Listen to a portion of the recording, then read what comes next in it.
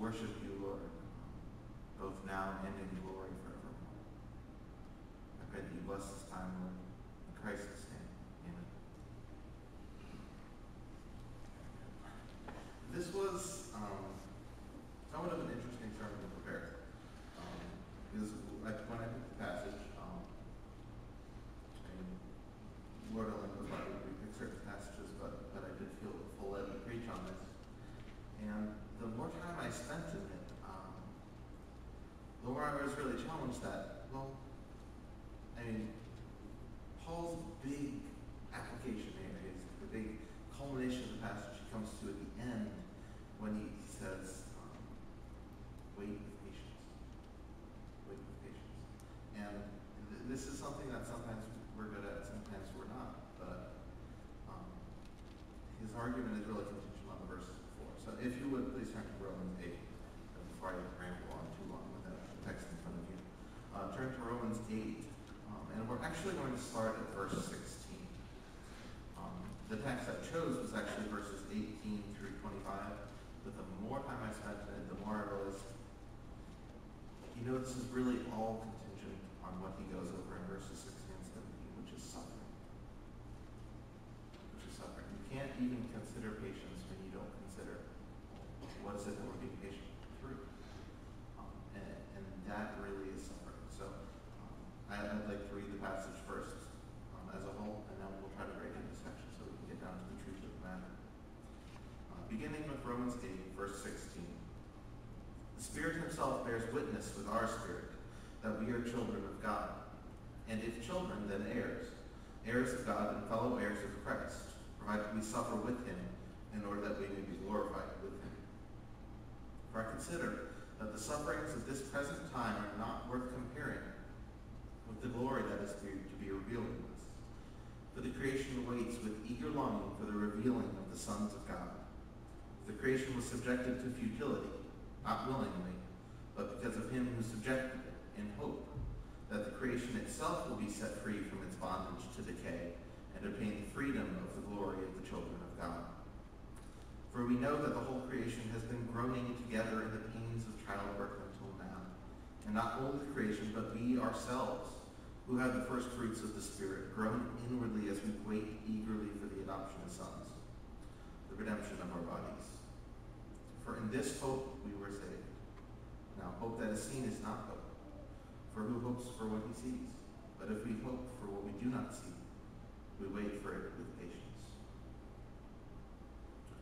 So as we see, again, Paul's admonition at the end of this passage is we don't see the reality that we're striving for now, but we must wait. And Paul's addressing the Romans. He's addressing Christians who are in a fundamentally different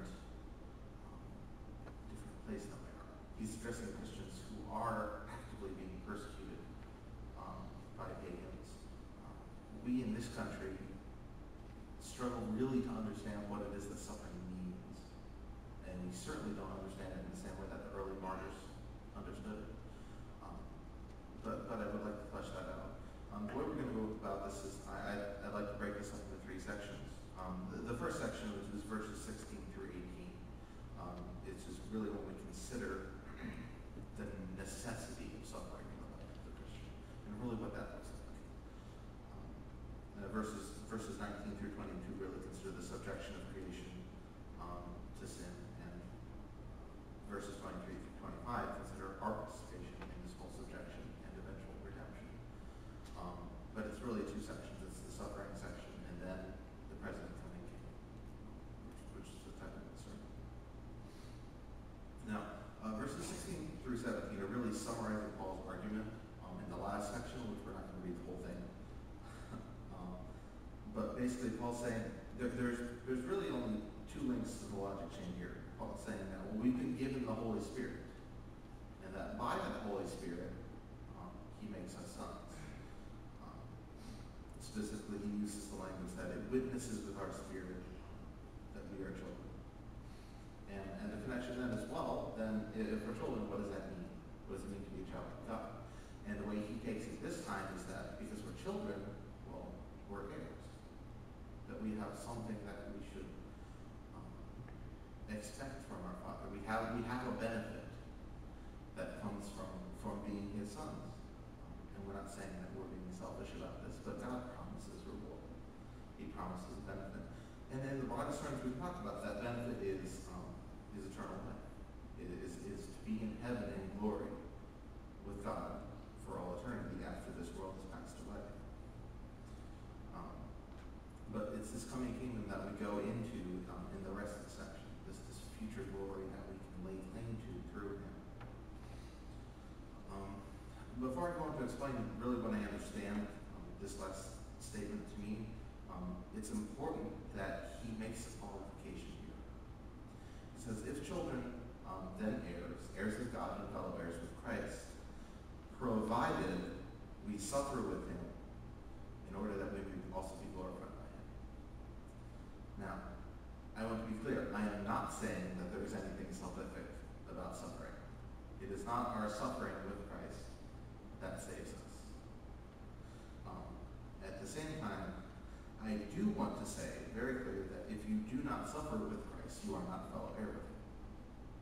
I think Paul is completely and entirely clear. If we do not suffer, we have no part in it. So, it's really part of this whole package deal. You sign up to be a Christian, you sign up for suffering, whether or not you like that part of the deal.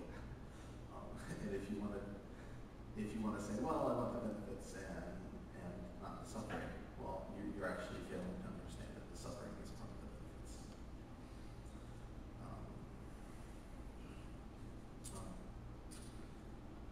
It's really the suffering.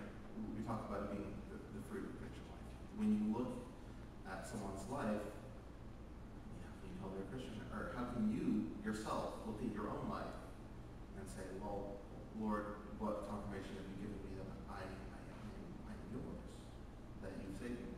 And suffering is one of the ways we can look at this.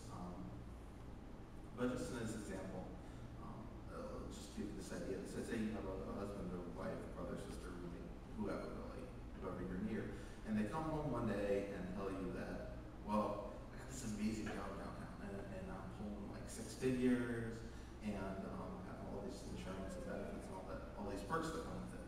And then for the next couple weeks, months, years, you never actually see them leave the basement.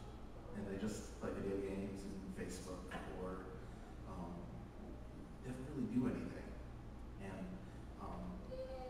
is that going to call into question whether or not they actually have this job that they're going to have done? There are certain things inherent to a job that you have to do. You have to go to the office. You have to do work, really, in any sense of the word. And if you don't do these things, guess what? You probably don't actually have the job. And you're probably not going to get a paycheck at the end. And I'm not saying these things to suggest that God's some sort of boss who hires us, and if we don't perform up to expectations, He's just going to kick us out.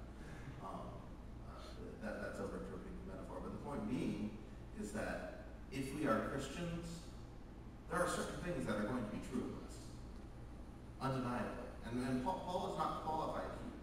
He's saying you're going to have these benefits provided that you suffer with Christ. If you are not suffering, you have no part in Christ. If you are not suffering for Him, you're not His. So I do think that this is a crucial area for us examining our own lives and saying, well, how are we suffering for you, Lord? How are we doing?